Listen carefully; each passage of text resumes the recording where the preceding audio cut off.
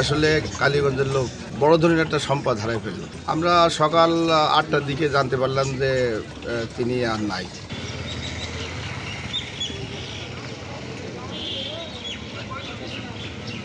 দীর্ঘ 15 বছর ধরে সে এই আসলে এমপি দায়িত্ব পালন করছে।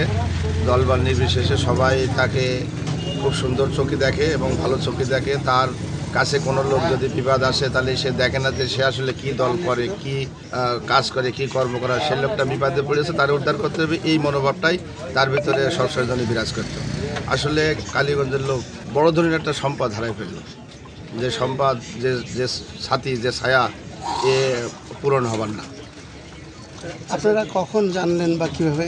আমরা সকাল 8টার দিকে জানতে পারলাম যে তিনি আর নাই।